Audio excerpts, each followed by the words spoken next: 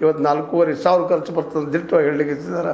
ಒಂದು ಉಳ್ಳಾಗಡ್ಡಿ ಬೆಳೆದಕ್ಕೆ ನಾವು ಮಿನಿಮಮ್ ಏನಿಲ್ಲಪ್ಪ ಅಂತಂದ್ರು ಲಕ್ಷ ಮೇಲ್ಪಟ್ಟು ಒಂದು ಎಕರೆ ಖರ್ಚು ಬರ್ತದೆ, 1-1.5 ತನ. ಇನ್ನು ಕಬ್ಬಿಗೆ 2 ಲಕ್ಷ ತನಕ ಬರ್ತದೆ ಅಂತ ಇವತ್ತು ನೇರಾಣಿರ್ವೇ ಸರ್ಕಾರಕ್ಕೆ ತಿಳಿ ಹೇಳೋ ಕೆಲಸ ಮಾಡ್ತಾ ಇದ್ದಾರೆ.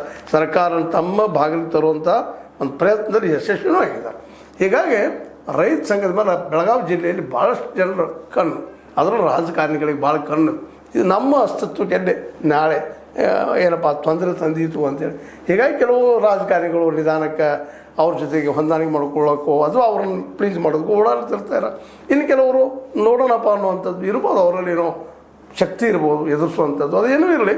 ಆದರೆ ರೈತರ ಸಮಸ್ಯೆಗಳನ್ನು ಸರಿಯಾಗಿ ಸರ್ಕಾರದ ಮುಂದೆ ಹಿಡಿದಲು ಕೆಲಸ ಮಾಡ್ತಾಯಿದ್ದಾರೆ. ಅದರಲ್ಲೂ DCC ಬ್ಯಾಂಕಿಗೆ ಒಂದು ಹೋರಾಟವನ್ನು ಈ ತಿಂಗಳಲ್ಲಿ ಮಾಡುವಂಥ ಎಲ್ಲ ಸಾಧ್ಯತೆಗಳು ಅದಾವ ಅಂತೇಳಿ ಕಂಡು ಬರ್ತಾ ಇದ್ದಾವೆ. ಯಾಕಂದ್ರೆ ಇವ್ರು ನಮ್ಮ ಬೇಡಿಕೆ ಏನದಪ್ಪ ರೈತರದ್ದು ಮೊದಲನೇದಾಗೆ ನಮಗೆ 1 ಎಕರೆಗೆ 1 ಲಕ್ಷ ನೀವು ಸಾಲ ಕೊಡಬೇಕು ಅಂತ DCC ಬ್ಯಾಂಕಿಗೆ ಆಗ್ರಹಪೂರ್ವಕ ಈಗಾಗಲೇ ಪ್ರೆಸ್ ಮಾಡಿ ಮತ್ತೆ ಹೇಳಿದ್ದಾರೆ. ಆ ದಿಶೆಯಲ್ಲಿ ಹೋರಾಟದ ರೂಪರೇಷೆ ತಯಾರಾಗ್ತಾ ಇದ್ದಾವೆ.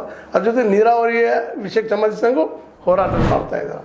ಹೀಗಾಗಿ ನಿಧಾನಕ್ಕೆ ಕೆಲವು ರಾಜಕೀಯ ಪಕ್ಷಗಳು, ರಾಜಕೀಯ ಜನ ಇದರೊಳಗೆ ತಮಗೇನು ಬೇಕಪ್ಪ ಅದನ್ನು ಉಪಯೋಗ ಮಾಡ್ಕೊಳ್ಳೋದು ಸಾಧ್ಯತೆಗಳು ಇದ್ದಾವೆ.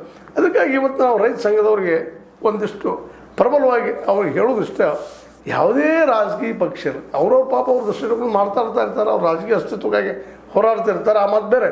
ಆದರೆ ಇದೂ ಸಹಿತ ರೈತರ ಸಲುವಾಗಿ ಹೋರಾಟ ಮಾಡುವಂಥ ಒಂದು ಪ್ರಾಮಾಣಿಕವಾದ ರಾಜಕೀಯ ಪಕ್ಷದ ಕೆಲಸವನ್ನು ಇವತ್ತು ರೈತ ಸಂಘ ಮಾಡಬೇಕಾಗಿದೆ.